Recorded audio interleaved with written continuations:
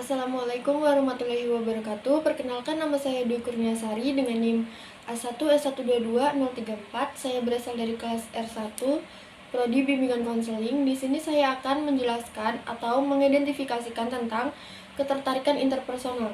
Ketertarikan interpersonal adalah sikap ketertarikan seseorang terhadap orang lain melalui penilaian panjang yang berisikan perspektif antara sangat suka hingga sangat tidak suka. Dalam proses interaksi sosial, seseorang memiliki ketertarikan kepada orang lain karena adanya pengalaman yang berharga dengan orang lain tersebut. Pengalaman ini menciptakan respon emosi yang positif sehingga menguatkan keinginan seseorang untuk selalu bersama dengan orang tersebut. Saya akan menampilkan isu-isu yang terkait tentang ketertarikan interpersonal. Silahkan dilihat video di bawah ini. Nice and silky smooth.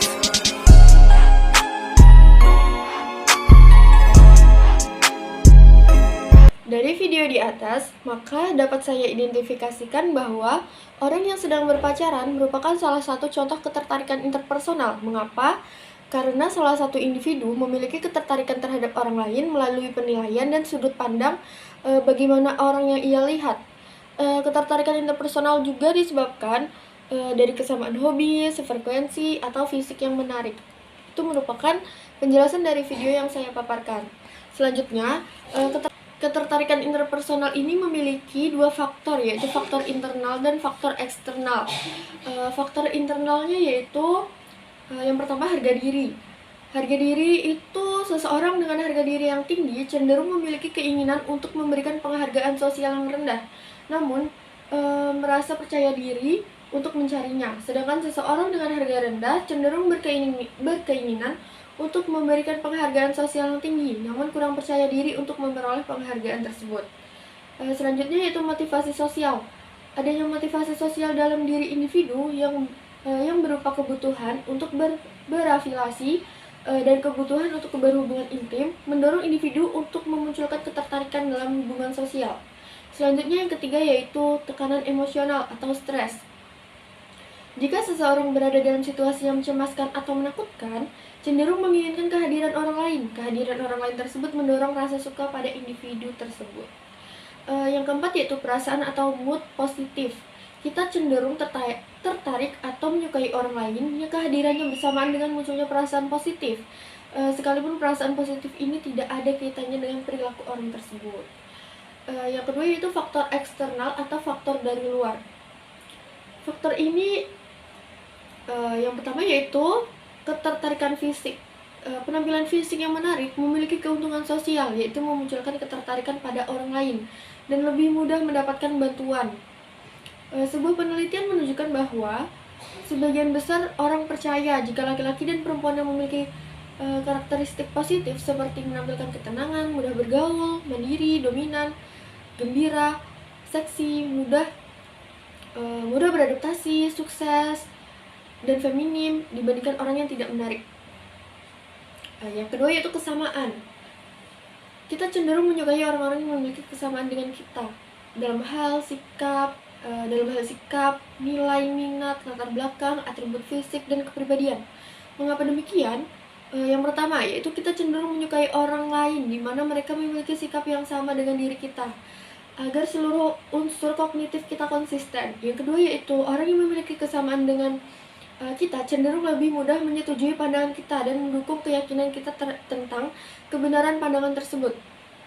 Yang ketiga yaitu orang lain yang memiliki kesamaan dengan kita mendorong kita untuk bisa memperkirakan bahwa interaksi yang terjalin di masa yang akan datang akan positif dan memberikan keuntungan.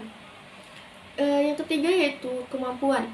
Kita cenderung menyukai orang lain yang secara sosial memiliki kemampuan, kompeten, dan cerdas karena bisa memberikan keuntungan kepada kita.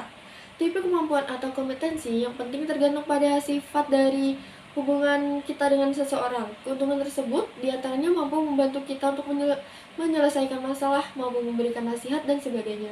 Yang ketiga yaitu faktor situasional. Yang pertama yaitu kedekatan. Terdapat beberapa alasan mengapa kedekatan menjadi faktor penentu ketertarikan interpersonal. Karena yang pertama yaitu orang yang secara fisik dekat akan lebih mudah ditemui daripada orang yang jauh. Yang kedua, kedekatan seringkali berkaitan dengan kesamaan. Yang ketiga yaitu kedekatan biasanya akan meningkatkan keakraban. Selain faktor-faktor, ketertarikan interpersonal juga memiliki aspek-aspek. Yang pertama yaitu kesukaan atau hubungan sosial. Yang kedua, tugas dan rasa hormat. Dan yang ketiga itu fisik dan penampilan. Dari ketiga aspek tersebut, penampilan perlu diperhatikan meskipun penampilan bukanlah tolak ukur dari budi pekerti seseorang, tetapi merupakan hal yang dilihat pertama kali dan menciptakan kesan pertama dan dari diri orang tersebut. Kesan pertama seseorang dapat sangat mempengaruhi kesan yang menetap pada orang tersebut.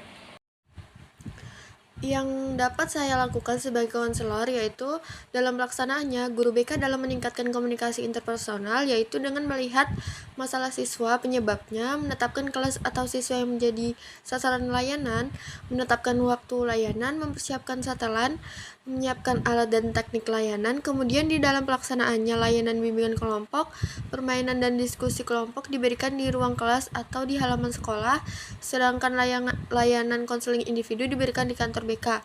Hambatan dalam pelaksanaan layanan oleh guru bimbingan dan konseling dalam meningkatkan komunikasi interpersonal adalah ketemu siswa yang sulit diajak ngobrol, diajak bermain sulit, susah terbuka kepada orang lain, kemudian tidak adanya jam masuk kelas, dan kurang memadainya sarana dan prasarananya.